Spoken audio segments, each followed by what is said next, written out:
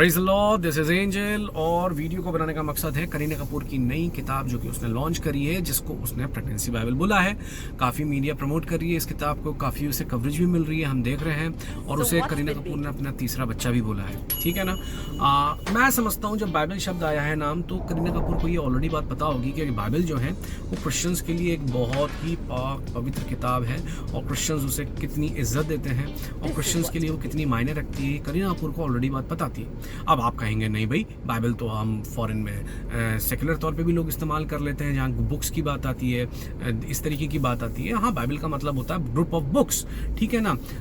तो करीना कपूर के दिमाग में नेचुरल सी बात है, खुद तो ये बात नहीं आई, तो करीना कपूर ने कहीं ना कहीं बाहर से इस चीज़ को देखा और पढ़ा होगा। और जब पढ़ा होगा तो पता चलता है कि 2003 में असल में प्रेगनेंसी बाइबल के नाम से किताब आई थी, पब्लिश हुई थी, जिसके एडिटर हैं जोएन स्टोन और कैथ एडलमैन, ठीक है ना, जिन्होंने इस किताब को निकाला था और जिसकी 3 लाख से ज़्यादा 2003 में कॉपीज बिकी थी।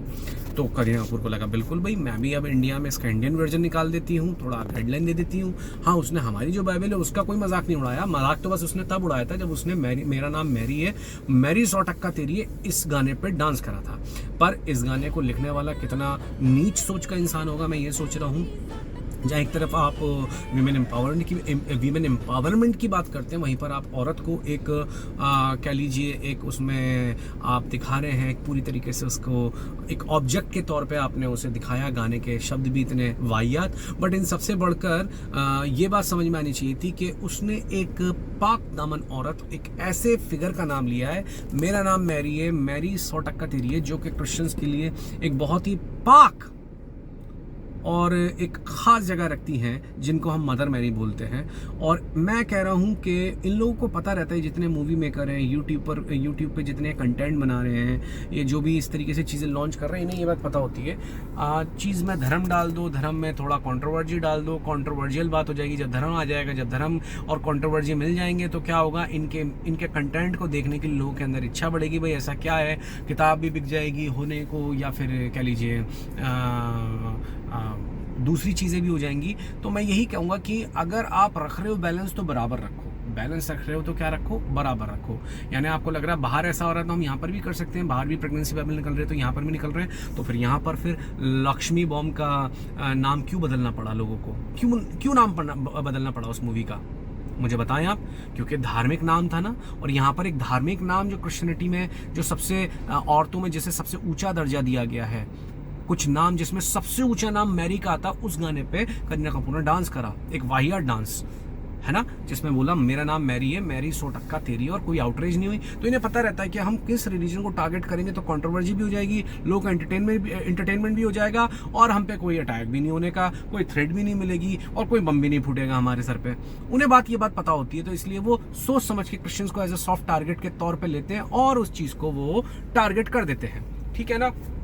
तो मीडिया भी बहुत अच्छे से इसको क्या दे रही है, अगर यही नाम किसी और रिलीजन की किताब का होता और उसे इस तरह इस्तेमाल किया जाता है, ये मीडिया बिल्कुल चुप रहती, साइलेंट रहती और इतना कवरेज नहीं करती। पर उन्हें पता ना, they are pretending to be like westerners, they are too much open minded, है ना, इंडियन। लेकिन ये जितने भी इंडिया के पढ़े लिखे इंटेलेक्चुअल्स बनते हैं ना अपने आप को, जितने भी ये they just want to be like westerners, they want to be like westerners, but when it comes to propagating of a religion, when it comes to conversion, उनकी सोच वही टुच्ची, वही छोटी सी, वही नीच सोच, वही पर आ जाते हैं, है ना, 2 बैग वाले राइस कन्वर्ट्स। और वो पढ़े लिखे इन लोगों के मैं कमेंट्स को देखता हूँ, वहां पर तुम्हारे कहाँ चले आते, देखते नहीं हो वेस्टर्न में हर रिलीजन को प्रचार करने की और चुनने की और उसे कंडेम और क्रिटिसाइज करने का फ्रीडम देते हैं। दो ना फिर फ्रीडम फिर एक ही रिलीजन को काय को लेके आ रहे हो, जहां मजाक बनाना है, जहां पर क्रिटिसाइज करना, वहां तुम्हें क्रिश्चियनिटी दिख रही है, पर दूसरी जहां पर अच्छी चीज है वहां पर तुम्हें क्रिश्चियनिटी नजर नहीं आती और उसको कोई कवर भी नहीं करता है।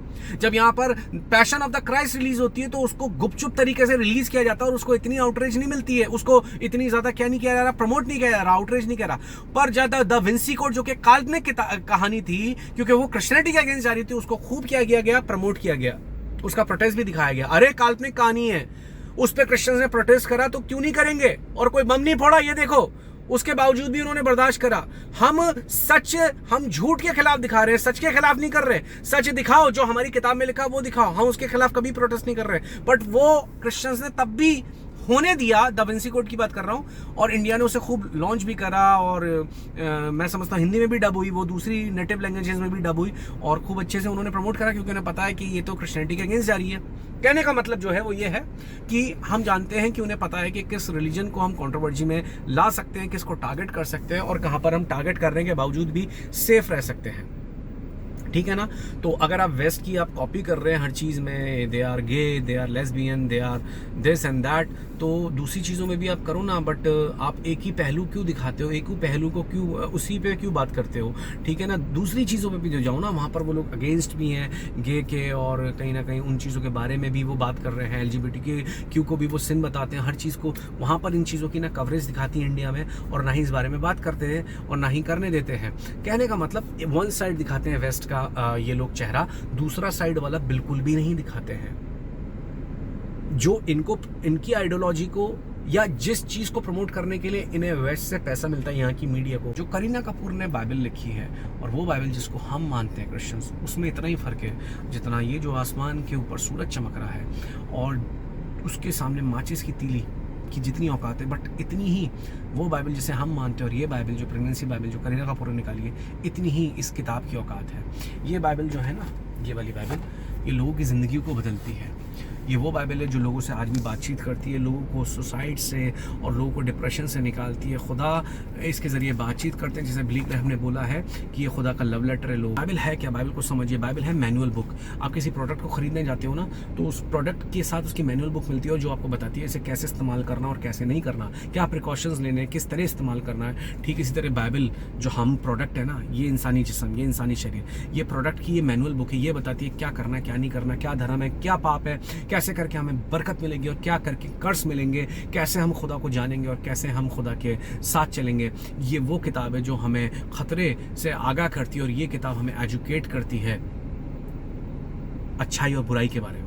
ये है वो मैनुअल बुक। ये बाइबल वो चीज़ है जो दुनिया में सबसे ज़्यादा प्रिंट होने वाली किताब है, जो दुनिया में सबसे ज़्यादा ट्रांसलेट होने वाली किताब है, जो दुनिया की बेस्ट सेलिंग किताब है, जो 5 से 6 बिलियन जिसकी किताबें बिक चुकी हैं Guinness book of world record के हिसाब से। ये वो किताब है जिसके सामने हैरी पॉटर की 7 सीरीज भी कभी टिक नहीं पाई है, वो भी सिर्फ 400 मिलियन ही उसकी कॉपीज बिक पाई। ये वो किताब है जिसका जो एवरेज सेल है वो $425 मिलियन से 650 मिलियन डॉलर के बीच में 2012 के आंकड़ों के हिसाब से। ये वो किताब है, इतनी प्रभावशाली किताब, दुनिया की सबसे पहले प्रिंट होने वाली किताब, सबसे ज़्यादा प्रिंट होने वाली किताब। और ज़मीन पे तो इसने इतिहास रचा, लेकिन आसमान पे भी आपको पता है एस्ट्रोनॉट्स अपोलो 8 में जब गए तो बाइबल की बुक ऑफ जेनेसिस से ही उन्होंने वहाँ पर बाइबल को पढ़ा। जब सबसे पहले इंसान जब चांद पे गया तो वहाँ पर होली कम्युनियन यानी पाक सैक्रामेंट लिया, और वहाँ पर भी बाइबल की वर्सेस को ही पढ़ा गया। बाइबल यानी चांद पे भी सबसे पहले पढ़ी जाने वाली किताब है। बाइबल वो किताब है, हमें घमंड है और हमें गुरूर है कि हमें खुदा ने वो फजल दिया है, हमें वो अनुग्रह दिया है कि हम इस बेशकीमती किताबों को आज अपने घर में रख सकते हैं। किसी वक्त ये किताब जो थी वो इस तरह प्रिंट नहीं हो पाती थी। किसी वक्त ये किताब केवल प्रीस्ट के पास या जो डीकन्स होते थे उनके पास या बिशप्स जो होते थे उनके पास ही होती थी। आज ये हमारी खुशनसीबी है कि ये बाइबल आज हमारे पास, हमारे हाथों में है। इस बाइबल ने मेरी ज़िंदगी को बदली है। इस बाइबल के ज़रिए खुदा ने मुझसे बातचीत करी है, मुझसे बातचीत करते हैं। ये वो बाइबल है करीना कपूर, आप भी पढ़ के देखो, तुम्हारी भी ज़िंदगी यस्सु के नाम में बदल जाएगी। मैं तुम्हें बता रहा हूँ, सभी को बताने की कोशिश कर रहा हूँ। बॉलीवुड पे ऑलरेडी जजमेंट आ चुका है, आपको दिख नहीं रहा। हॉलीवुड पे अलग जजमेंट चल रहा है। क्यों चल रहा है मैं साफ साफ बात बोलूँगा, क्योंकि तुम लोगों ने इस तरीके से न्यूडिटी को, इस तरीके से नंगाई को, इस तरीके से तुम लोगों ने क्यों जजमेंट है, क्योंकि इस तरीके से हॉलीवुड पे तो ऑलरेडी जजमेंट चल रहा है। कुछ सालों से आंकड़ा देख लो, जो वहाँ पर जितनी बार आग लग रही है, हॉलीवुड के बड़े से बड़े सेलिब्रिटीज़ के भी जो मैंशंस हैं, घर हैं, वो जल के तबाह हो गए हैं। वहाँ पर आग तबाही मचा रही है। और अब बॉलीवुड में क्या चीज़ तबाही कर रही है, आप देखिए सुशांत सिंह राजपूत की डेथ के बाद से लोगों की सेलिब्रिटीज़ की इमेज बदल चुकी है। ये खुदा की कहीं ना कहीं एक क्या है, वेकअप कॉल है अब किन के लिए, बॉलीवुड वालों के लिए, कि वो लोग भी अब क्या करें, क्योंकि इतना ज़्यादा प्रमोट करा है हॉलीवुड ने गे और लेस्बियन और LGBTQ और नंगाई और इतनी गंदगी, इतना गंद प्रमोट करा, और नेचुरल सी बात है कि जो बॉलीवुड है वो उसी के पीछे चलती है, तो बॉलीवुड ने भी उन्हीं चीज़ों को देखते देखते माना। तो जो जजमेंट उनके ऊपर आया हुआ है आज कि जो हॉलीवुड के ऊपर आप देखिए कुछ सालों से किस तरीके से, क्योंकि बाइबल में लूत के वक्त में भी आग ने ही क्या करा, जब इस चीज़ को प्रमोट किया गया होमोसेक्सुअलिटी को, तो आग ने हर चीज़ को उजाड़ा। तो हॉलीवुड में ये चीज़ ऑलरेडी चल रही है, बॉलीवुड में भी अब ये चीज़ शुरू हो चुकी है, इस बात को याद रखिएगा। सेलिब्रिटीज़ की अब इमेज वो इमेज नहीं है जो हुआ करती थी, अब वो बदल रही है। मैं जानता हूँ कि देखिए खुदा सेलिब्रिटीज़ से भी बहुत मोहब्बत करते हैं, खुदावन फिल्म इंडस्ट्री वालों से भी बहुत मोहब्बत करते हैं, लेकिन हाँ अब ये वो वक्त है कि ये लोग भी अब इन चीज़ों को समझें और कुछ ऐसे कंटेंट्स को बनाएं, कुछ ऐसी चीज़ें करें जिससे लोग बरकत पाएँ, ब्लेस पाएँ, वरना इन्होंने सिर्फ सिन को फीड करवाया है और सिन को और ज़्यादा मजबूत और ताकतवर बनाया है अपने कंटेंट से, अपनी मूवीज़ से, अपनी चीज़ों से। तो मैं यही बोलूँगा, करीना कपूर आपने अपनी बाइबल पढ़ने के लिए लोगों से कह रहा है, मैं आपसे कह रहा हूँ एक बार आप हमारी बाइबल पढ़ के देखो, ज़िंदगी बदल जाएगी, समझ में आ जाएगा अच्छाई और बुराई क्या होती है, समझ में आ जाएगा the fine line between morality and immorality, I am telling you. तो बाइबल पढ़ के देखिए, ज़िंदगी बदल जाएगी। और बाइबल क्योंकि बाइबल ऐसी किताब है जिसका अचीवमेंट इतना ज़्यादा और इतना बड़ा है, तो इसलिए नेचुरल सी बातें लोग उससे चिढ़ते हैं, जलते हैं, उसको बदनाम करते हैं, उसको गलत तरीके से प्रमोट करने की या उसको गलत तरीके से प्रोपोगेट करने की फैब्रिकेशंस के साथ कोशिश करते हैं। क्यों? क्योंकि वो जलन की बात है, नेचुरल सी बात है। जो दुकान ज़्यादा चल रही है, तो जिनकी नहीं चल पा रही इतनी, वो उसकी दुकान के लिए बोल देंगे मिलावटी सामान है। तो वही वाली बात है, वो बाइबल के लिए उन लोगों की जलन है, उन लोगों के अंदर बाइबल को लेके क्या कह लीजिए एक जेलस है। लेकिन मैं आपको बता दूं कि ये बाइबल बहुत शानदार किताब है, बहुत जानदार किताब है, खुदा की जिंदा किताब है। इसके एक एक शब्द जिंदा है, बातचीत करते हैं, और एक एक शब्द इसके जो इतने साल पहले लिख दिए गए वो आज पूरे हो रहे हैं।